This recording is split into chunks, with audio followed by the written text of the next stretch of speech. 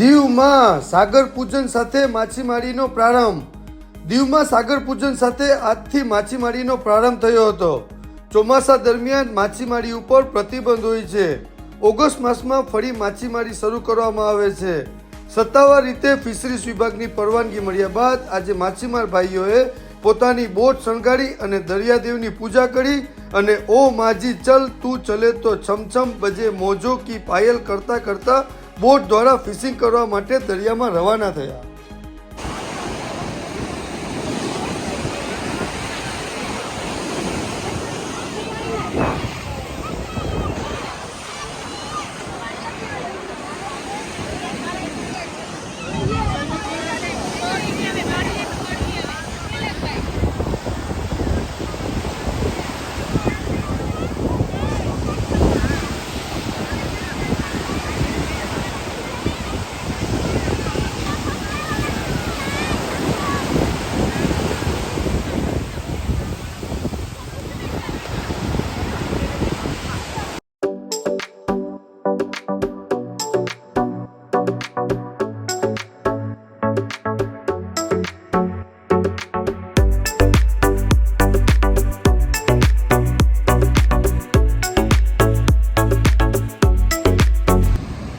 કીર્તિ ગોહેલ, સમસ્ત ખારવા સમાજ પ્રમુખ વણાકબારા.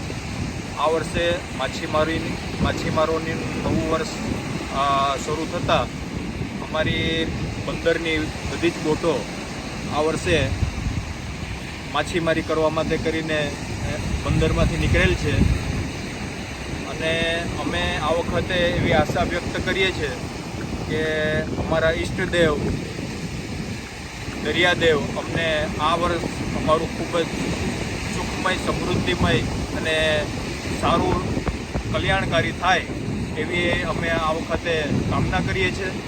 અને આ બંદર વણાકબારા જે કરોડો રૂપિયાનું ટ્રાન્ઝેક્શન વર્ષે કરે છે અને અમને આશા પણ છે કે આ માછીમારો જે ફિશિંગ કરવા ગયા છે અને એ પરત ફિશિંગ કરીને આવે ત્યારે આ મચ્છીના સારા પોષણક્ષમ ભાવ અમને મળે અને અમારી આ જે માછીમારો જે જીવનો જોખમ કરીને મચ્છીને લઈને આવે છે એમને ન્યાય મળે એવા પ્રયત્નો જે કંઈ પણ અહીંયા એક્સપોર્ટર જે છે મચ્છી લેવાવાળા એમને મારી ખાસ વિનંતી છે.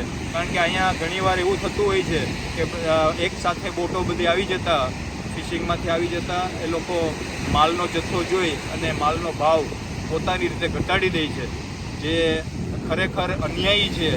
અત્યારે પરિસ્થિતિ એવી છે કે માછીમારોએ પોતાના ઘરેણાં ગીરવે મૂકી અને પણ પોતાની બોટો તૈયાર કરી છે અને ફિશિંગમાં પોતાની બહુ આશા અને આકાંક્ષા સાથે મોકલાવેલ છે ફિશિંગ કરવા માટે. અને દરિયાદેવને હું પ્રાર્થના કરું કે અમારી આ જે કંઈ પણ મહેનત છે એ ફળદાયી નીવડે અને અમારું આ વર્ષ જે મચ્છીમારીનું છે એ એકદમ સુખદાયી, સમૃદ્ધિદાયી નીકળે એવી હું પ્રાર્થના કરું છું.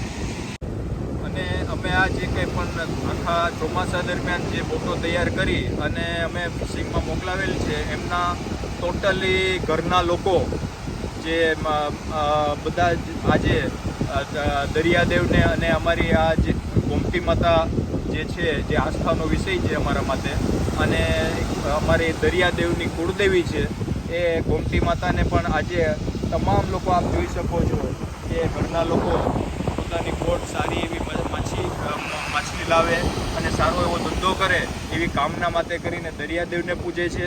અને અમારી અહીંયા ગોમતી માતા જે છે એમની પણ પ્રાર્થના હૃદયથી કરે છે અને પોતાના પરિવારના તમામ લોકો સારી રીતે ધંધો કરી અને પરત પાછા આવે એવી કામના કરે છે.